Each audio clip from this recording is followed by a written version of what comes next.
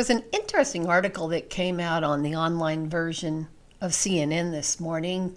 The headline reads, Utah helicopter crew discovers mysterious metal monolith deep in the desert. It reads, what started as routine wildlife assistance took an extraterrestrial turn for Utah's Department of Public Safety after officers stumbled upon a mysterious monolith in the middle of rural Utah. Officers from the Utah Department of Public Safety Aero Bureau were flying by helicopter last Wednesday, helping the Division of Wildlife Resources count bighorn sheep in southeastern Utah when they spotted something that seemed right out of 2001: A Space Odyssey. One of the biologists spotted it, and we just happened to fly directly over the top of it, pilot Brett Hutchins told CNN affiliate KSL. He was like, whoa, whoa, whoa, turn around, turn around. And I was like, what? And he's like, there's this thing back there. We've got to go look at it. And there it was. In the middle of the red rock was a shiny silver metal monolith sticking out of the ground. Hutchins guessed it was between 10 and 12 feet high. It didn't look like it was randomly dropped to the ground, he told KSL, but rather it looked like it had been planted. Quote, we were kind of joking around that if one of us suddenly disappears, then the rest of us make a run for it, Hutchins said. Still, Hutchins said he thinks it was most likely placed there by an artist rather than an alien. Quote, I'm assuming it's some new wave artist or something, or, somebody that was a big 2001: A Space Odyssey fan, he said, referencing a scene in the 1968 film where a black monolith appears. Still, it is illegal to install structures or art without authorization on public lands, no matter what planet you're from, said Utah DPS in a statement released Monday. The location of the monolith is not being disclosed, and it is not yet clear who or what put the monolith there, DPS said. As of Monday, the Bureau of Land Management will be deciding whether further investigation is needed. End of story. Well, that is very odd. And when you look at the pictures of what they've seen, it looks very close to the opening scene from 2001: A Space Odyssey, when all the monkeys were jumping up and down alongside this strange rectangular object sticking up out of the ground. It doesn't look like anything that can be determined to be a piece of art, because art is made to be seen, and this one is out in the middle of the desert where no one can see it, and they just stumbled upon it, so certainly this was not art. And it's very odd that 2001: A Space Odyssey would be duplicated somehow. There was this TV show, not that long ago, and it was called The Prophets of Science Fiction, and it featured people like Isaac Asimov, H.G. Wells, and other science fiction writers who seem to have some sort of inside information or something about the future. And all of these guys tended to be into the occult, I have noticed, when you look them up. Especially Isaac Asimov, who wrote such classics as I, Robot. And he did that back in 1950.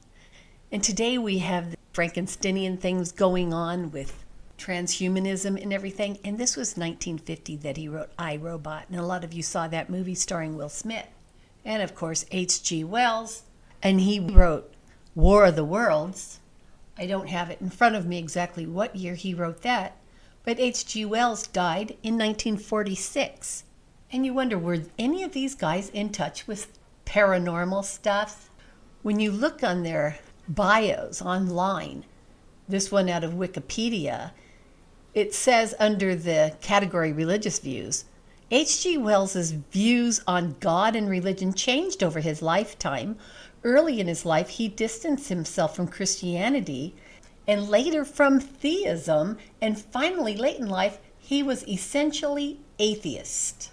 That sounds almost like the one who wrote 2001: A Space Odyssey, Arthur C. Clarke. Under religion of him, it reads, themes of religion and spirituality appear in much of Clarke's writings.